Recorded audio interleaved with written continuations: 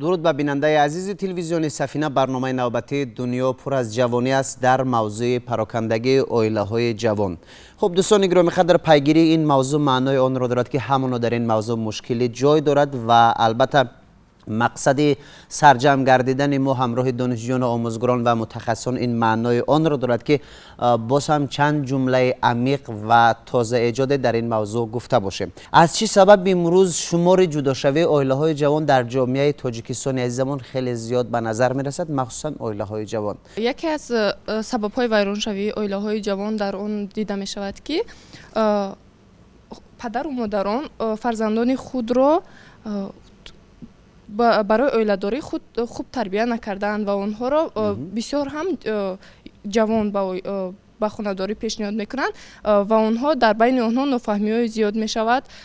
اول آنها برای حرمت پدر و مادری همان یا چی پسر باشد چی جوان باشد تیاری خوب ندیدند و یکی از سبب‌های آنها میتواند خوب تربیت نکردن فرزندان خود باشد. خب شما باره به همین ماجراها رو برای شدید، مثلا از حق همسایه ها، نمیدونم از دیگر نفران شنیدید و یا دیدید در همین موضوع؟ بله هستند. خب چگونه بود برای شما همون بود دخترکی که در سن 17 ساله حالا سینش برای خانه‌داری پر نشده است، او را به شوهر دادند و او نه از عهده کاری خانه میبر اومد و نه چه خیلی با اویله همان پسر همبسته شدن خود رو نمیدانست و این توانست که در مدت نه کمتر زیاد اویله آنها با این سبب ها پاش خورد. سببی ویرانشوی اویله های جوان این چند سبب دارد. سبب اساسیش این دخالت کردن شخص سیوم به زندگی آنها می باشد، یعنی که خسور خوشدامن. آنها خسور خوشدامنای حاضره در جمهوری تاجیکستان ما بسیارتر به زندگی فرزندان خود دخالت میکنند. آنها میخواهند که همان داماد و کلین طبق خواسته آنها زندگی نمایند و این به جوانان آنقدر پسند می آید و آنها باعث می شود که اویله آنها ویران شود. و سبب دومش در آن است که پدر و مادر به اویله دارشوی خوب تیار نمی کنند، یعنی که به دختران خود برای در خانه خسور خوشدامن چه خیلی زندگی کردن را نمی فهمانند. وقتی که آنها اویله دار می شوند به آنها این هم زندگی مشکلی می آورد و آنها زود راه افتاده می شوند و اویله آنها زود ویران می شود. بسیاری از خانواده پسر در آن عقیده‌اند که اگر کلیم بریم آنها رو به مثل دختری خانواده خود قبول نمی کنند. آنها رو به مثل یکی از خدمتگاری همان خانه او باید کارهای خانه رو کند، رو بیچین همه همون کارهای خانه به ذمه دختر داده می شود و اگر کار خطا هم کمتر سر زنند می تواند که شخص سوم دخالت آن رو کند و این بس ویرانشوی همون اویله جوان دست زند. سبب دیگرش در آن است که دختر و پسر پیش از اویله دار شدن آنها هم دیگر را بسیارتر نمیشناسند، یعنی که در جمهوری تاجیکستان ما بسیارتر با خواهش پدر و مادر خویش اویله دار میشویم. ما همسر خویش رو خودمان انتخاب نمیکنیم، بلکه از تن ما مادر و پدر ما انتخاب میکنن که ما با کی اویله دار میشویم. خب خود شما چی تصمیم دارید؟ با البته خواهش خودتون اویله دار میشوید یا اینکه ضمناً با خواهش والدانتون؟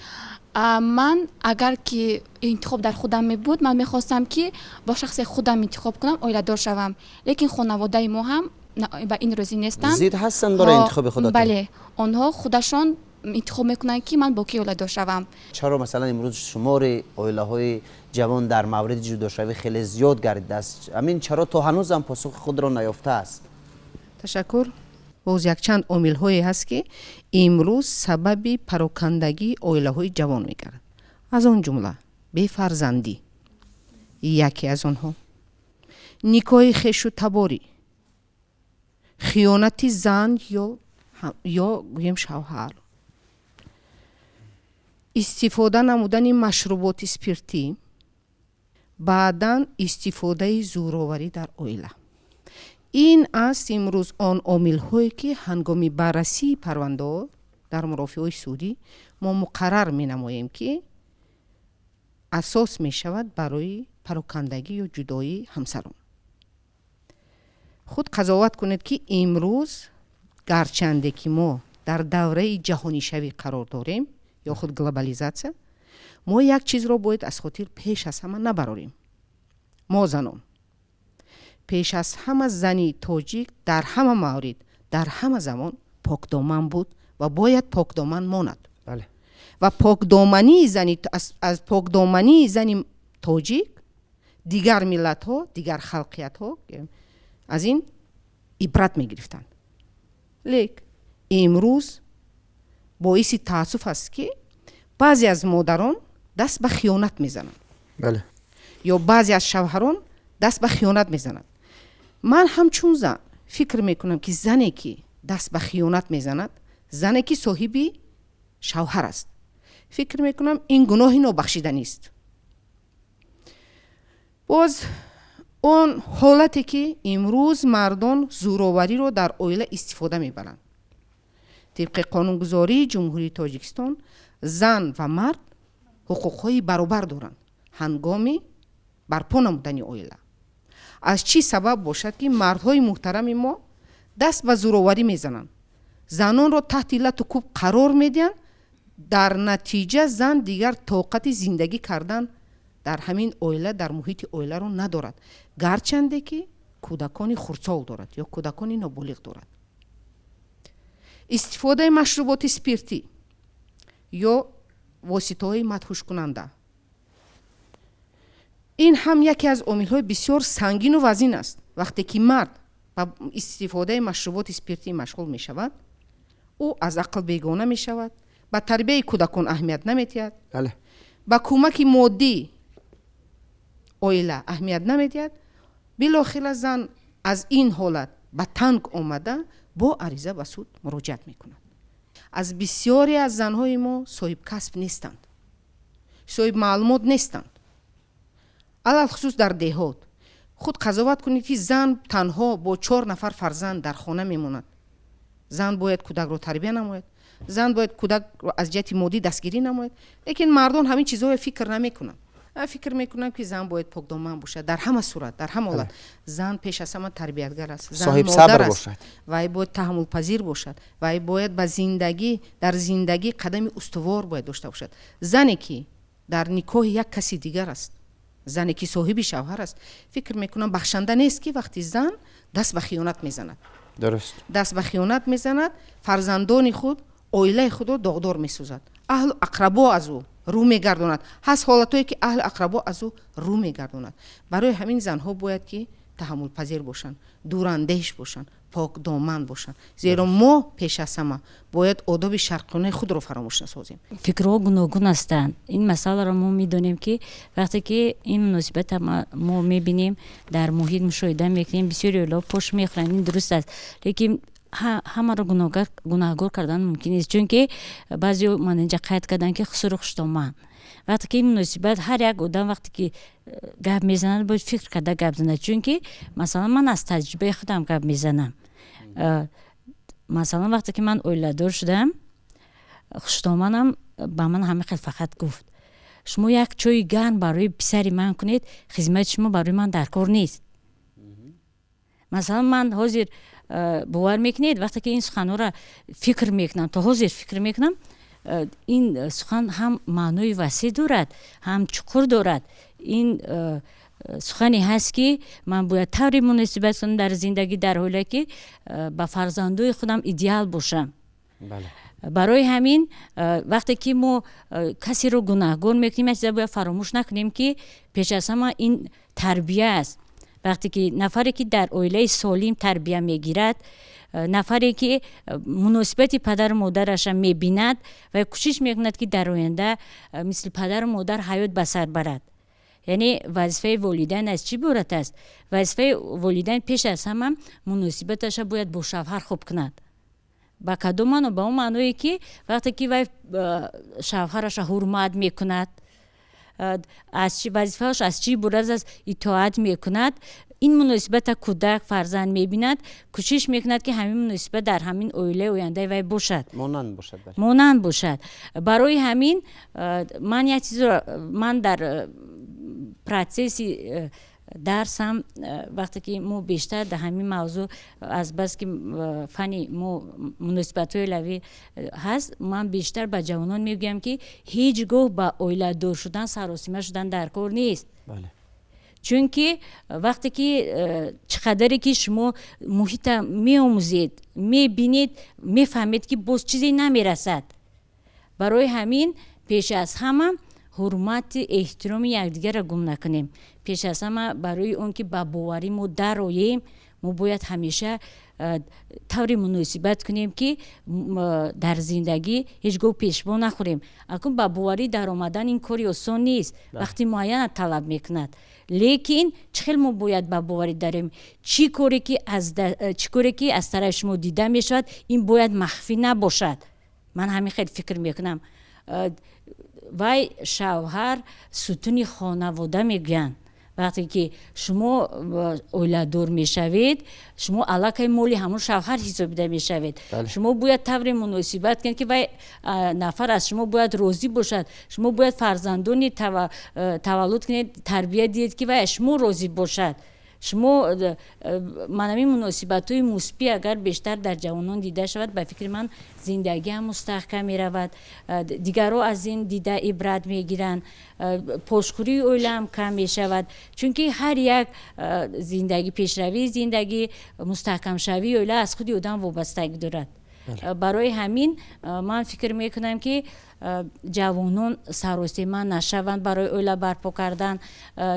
ایجاد پدر و مادرم گناهگار نیستند. یگون پدر و مادر نمیخواهد که فرزندش بدبخت شود و تجربه دارن، تجربه را دیدگی هستند. اونها برعکس بعضی وقت میشه که در دوره جوانی فکرهای هر خیلت در جوانها پیدا میشه از پسیکولوژی. مثلا اونها نفر رو انتخاب میکنن که موافق و اون نیست. بعضا پدر و مادران مثلا کلین رو به خانه میورن، حتما ببینید که مادر طعنه‌زنی و از بعضا نورسیدن بعضی مشکلیت‌هایی که جای دارد طعنه‌زنی و حرفای پر از ملامت شروع میشود و البته کلین هم دلبزن میشود در این موضوع. خب من گمان میکنم که درست گفتید هیچ پدر و مادر نمیخواهد که فرزند او خانه ویران شد، ولی همین مشکلی تو اندازه جای دارد. وقتی که میگن که مناسبت خسرو خشتمان نسبت کلین مثلا من این نسبت من در خدمت دیدگی نیستم. من فکر میکنم که اینجا یک چیزی دیگر است. اگر که تربیت دختر یا پسر فرق ندارد درست در اولیه سالم تربیت گرفتگی باشد با خاراکتر با مناسبت با خصوصیتش باید وقتش نشون دهد که ولی نسبت یگون چیز گناهگار نیست. بله. با کدامانو مایلش خسر خشتمان مثلا بعضی حالات میشه که یگون گپ میزند مثال از این رنجیدن در کار نیست. یک چیز فراموش کردن در کار نیست که بخشیده توانستن. یکدیگر رو ما باید بخشیم. بله. برای اون که وقتی که ما یکدیگر رو میبخشیم این بعضی نیزوها در اوله خون خوب پیدا میشن. این حدیثهای طبیعی هستند لیکن با برطرف هم میشوند. این از خودی ما وابستگی دارد. برای همین من گفتنی هستم با جوانان که در وقت انتخاب کردنی همسر سراسیمه نشوند یا که در انتخاب کردن در حیات اولوی به همه چیز تحمل پذیر باشند. بله. صبر کنند. چونکه این با اون معنیه که وقتی که تحمل پذیری را پیشه کنن انشالله به همه ارزو حواسشون میرسن. بله. شما کارمند کمیته کارگزاران با ولی نزد حکومت جمهوری تاجیکستان و بیگمان به حقیقت گفته میتوانیم که چنین مراجعت ها به شما خیلی زیاد میگردد در البته در موضوع جدا شوی اویله های جوان و گمان میکنم که شما اگر به دلیل حرف بزنید که در کدام موضوع ها بیشتر باعث میگردد که ایشان جدا میشوند، شما به دلیل حرف بزنید اگر که مثلا کیها عامل میگردن مردم شما رو درست‌تر باور میکنند. تربیت از اویله سر میشود. وقتی که به ما مراجعت میکنن این بسیارتر ناموافقت کردن دایره جهانبینی جوانان زن و مرد و تربیه اویله برابر نبودن طرفین رشک های بی اساس باز بخشیده نتوانستن یکدیگر با بسیارتر باز به تقلید کردن به فیلم هایی که به فرهنگ ما منسوب نیستند. حتی فیلم ها هم نقش می‌بازند در جدا حتی فیلم هایی که بسیارتر تماشا میکنن حتی با قهرمان های همون فیلم و ها خودشون رو монанд мекунанд. ҳатто ба даруни ҳамун филм даромада мераванд ки ин боиси вайроншавии оила шуда метавонад. боз шуда метавонад дар вақти якравӣ кардан, дар вақти ба эҳсосот дода мешаванд дар ҳар гуна ҳолатҳои гуногуни ҳаёт. баробар набудани ҷаҳонбинии зану шавҳар ин сабаби ки якдигарашонро фаҳмида наметавонанд. масалан як нафарашон коргар ҳастанд, як нафари дигарашон масалан зан хонашин ҳастанд. ҳеҷ гоҳ мардро фаҳмида наметавонад. вақте ки мард аз хона мебиёяд, ба ҷои он ки вай салом гӯяд, ҳолпурсӣ кунад, рӯзашро пурсад ки чӣ хел рӯзи вай гузашт, медарон аз дар ҷангу ҷанҷол, хона ба ин чиз набуд, вай чиз набуд, кӯдаго бепул монданд, бехӯрок монданд. ин бениҳоят барои мардҳо душвор аст. ин вобаста аст аз тарбияи оила. он чие ки мо аз оила тарбия мегирем, ин ба зиндагии мо бисёрам нақши калон мебозад. вақте ки оилае ки устувор ҳаст, оилае ки мустаҳкам ҳаст, падару модаре ки меҳрубонона гап мезананд, меҳрубонона рафтор мекунанд, фарзандони мо аз анамон ибрат мегиранд ва дар зиндагии худашон ҳамин чизро истифода мебаранд. бале хуб маълима азиз, дар ҳамин давоми ҳафтае ки акнун гузариш дорад, ба шумо чанд занги телефони шуд, дар кадом мавзӯъҳо буданд? хоҳиш мекунам гуфта метавонед ки аз кадом ноҳияҳо буданд, аз кадом минтақаҳои шаҳри Душанбе буданд? бале мо зангҳои телефонӣ шуд рашки беасос буд. аз кадом минтақаи шаҳри Чимбе, аз кадом ноҳияи дурдасти Тоҷикистон? аз ёвон буд, аз шаҳри аз ёвон буд, аз норак буд, аз худи Душанбе буд, аз бухтар буд. мо зангҳои телефонӣ давоми ҳамин як ҳафтае ки ҳоло ба итмом нарасидааст. ҳоло ба итмом нарасидааст. бениҳоят бисёртар занг мешавад, маслиҳат мепурсанд. занҳо дар ҳолати бисёр вазнини равонӣ мебошанд. мо суҳбат мекунем, ёрдами худамонро дариғ намедорем. мешавад масалан ҳамин ҷамъи кормандони кумитаи корбозони оилаи назди ҳукумати ҷумҳурии Тоҷикистон ки ҳадди ақал барои комил кардани як оила як саҳм гузошта бошад? бале даъват мекунем ба рӯбарӯ. мо агар ба телефонӣ бошад, мо ҳаракат мекунем ки ба машварати рӯбарӯ. айнан аз як тараф мо шунида хулоса бароварда наметавонем. масалан як кас худаша сафед мекунад, гуноҳаша кам мекунад. барои ана ҳамин чиз мо мехоҳем ҳам зан ҳам шавҳар даъват мекунем. лозим бошад модаронашонро даъват мекунем, ҳам суҳбат мешавем. ваи масъалаи асосиро мо муайян месозем ки аз тарафи ки сар задааст. 4 омили асосие ки сабаб мешавад барои ҷудошавии оила пеш гуфта бошам. ин 4 омили асосие ки ҳастанд, ин омили якум омили иқтисодӣ, дуюм ин омили зидди иҷтимоӣ, сеюм омили тиббӣ ва чорум бошад омили психологӣ. ана чӣ хеле ки гуфтан ҳамун омили иқтисодӣ да маълимаи меҳрубон қайд кардан, ҳамун расидани шароити иқтисодӣ ва ё ба муҳоҷирати меҳнатӣ рафтани аъзои оилаи накам шавҳар шуда метавонад. ба омили тиббӣ бошад, анамон бемориҳое ки ҳастанд, аз ҷумла фарзанддор нашудани волидайн, ҳамун навхонадорон шуда метавонад. ба омили психологӣ бошад, ҳамун нофаҳмоие ки гуфтанд шогирдон, ҳам миёни зану шавҳар ва ҳам муносибати хусуру хуштоманд бо келиншаванда ё келин. хоб баъд омили чорум мондак, омили зидди иҷтимоӣ. чӣ хеле ки гуфтан анамо майъзадагӣ ва ё вобастагӣ пайдо кардани яке аз ҳамун аъзоёни оила ба машруботи спиртӣ бошад, ба маводи мухаддир бошад ва ё имрӯз боз ҳаст анамун бозиҳое ки ҳастанд, бозиҳои букмекерӣ ки ҳаст, маблағҳои оиларо бисёртар дар ҳамҷо мегузоранд баъде ки вобастагӣ пайдо карданд. ин ҳама сабаб шида метавонад ва ба ҳамун ҷудошавии оилаҳо. бисёре аз ҳолатҳо яъне шоҳид шудам ки модаро ба фарзанди худ нисбати ҳамун арӯзшаванда рашк мекунанд, яъне фарзандашонро рашк мекунанд. чигуна рашк мекунанд?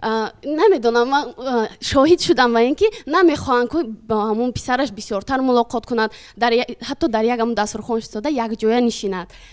ба ин гувоҳ шудам ва боз аз тарафи мардҳо бошад, агар ҳамин гуноҳи худро ҳамун хуштоманҳо хуб дарк кунанд бисёр хуб мешуд. مثلا شما گفتم میتونید که در کجا گواه شدید در این مسئله رو که شما سر یک دسترخوان نشستید ولی خوشتمان در یکی از نمیخواد خیشاوندان گواه شدم.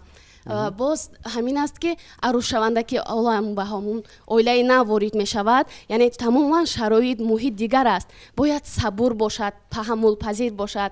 بله وای در اویلای آزاد کلان شده است. بسیاری دخترها اگر باشند، اگر آزاد کلان شدن میخوان اما آزادیشون دوام دهد، یعنی بسته غلام کسی نباشند. اما تحمل پذیری اگر انسان خواهد که خوشبخت باشد و اویلایش را استوار نگه دارد، باید تحمل پذیر باشد، صبر باشد و اگر این صبوری باشد اگر حتما آنها برد میکنند. من از دختران جوان خواهش میکنم که وقتی که به خانه خسرو خوشدامن میروند بسیارتر در سامانه‌های اینترنتی نشینند، بسیارتر به زندگی خویش دقت دهند. خب دوستان عزیز، من گمان میکنم که اکنون قریب که همگی عامل‌هایی را که واقعا هم باعث میگردن به جداشوی عائله‌های جوان در زندگی امروزه ما و شما هم از جانب متخصصان هم از جانب جوانانی که در برنامه شروع کردن گفته شد و اکنون سر مقصد اساسی میاییم. ما باید چه کارها رو به انجام رسونیم بجز از اونی که مثلا مشورت ها میدهیم به عائله‌های جوان،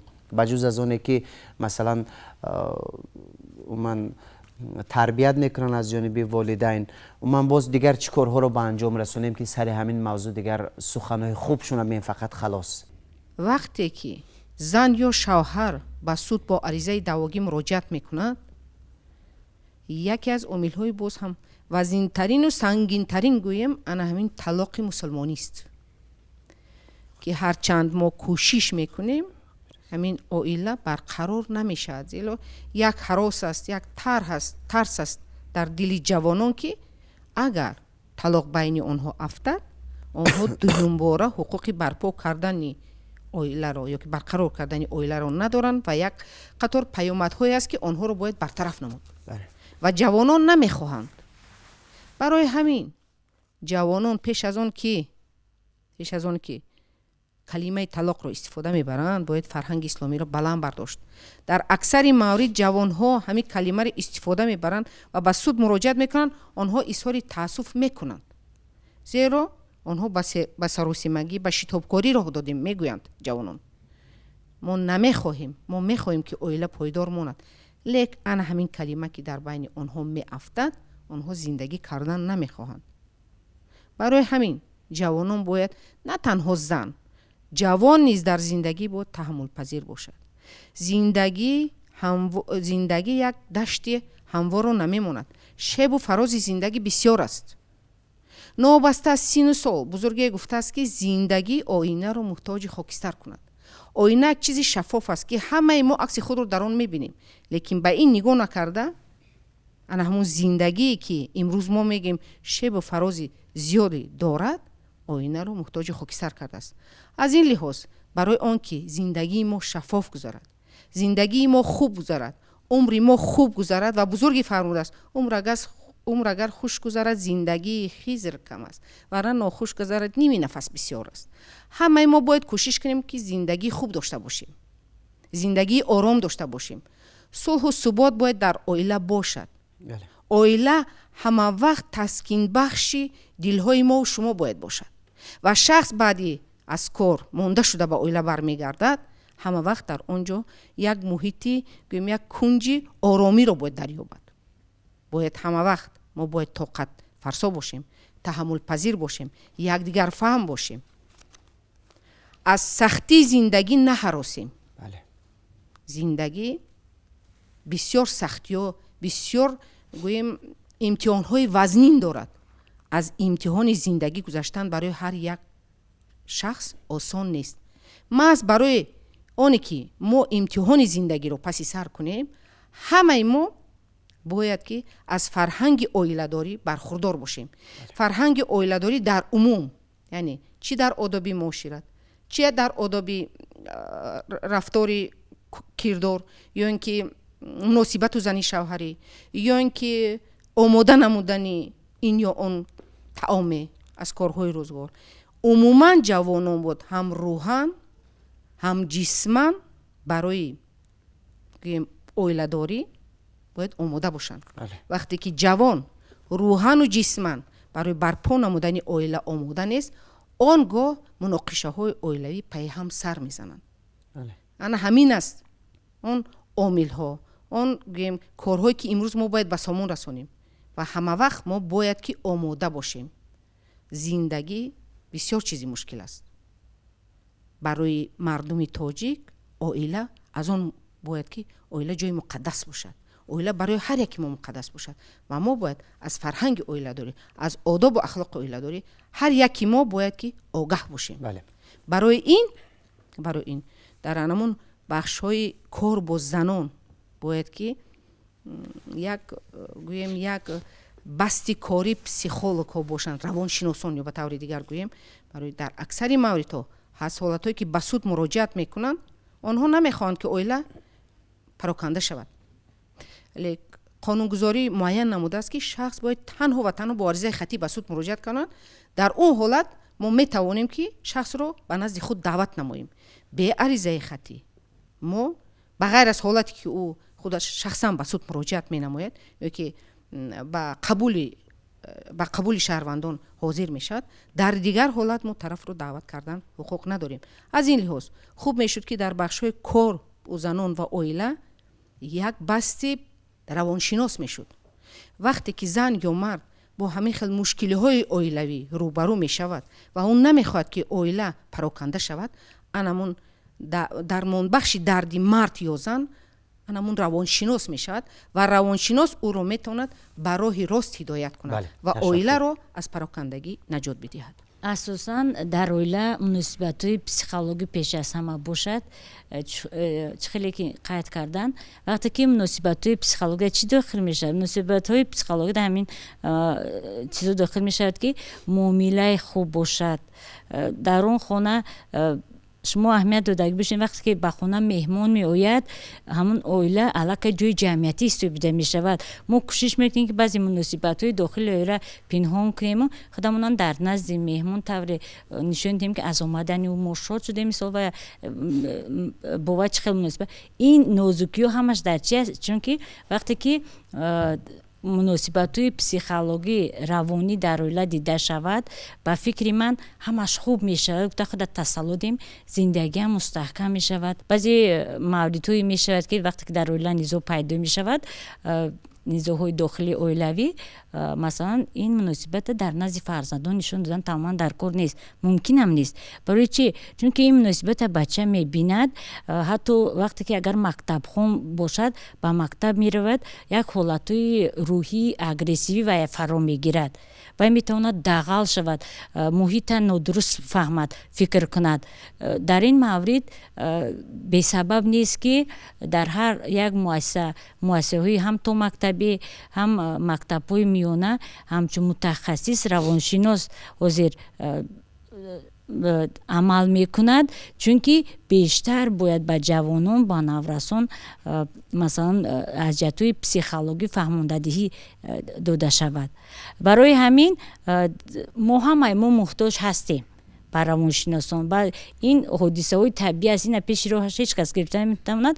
ба ҳар ҳол равоншинос нафаре мебошад ки аз ҳолатҳои баъзе муносибатҳо ҳатто метавонад одамро аз роҳ гардонад бо як сухани хуб.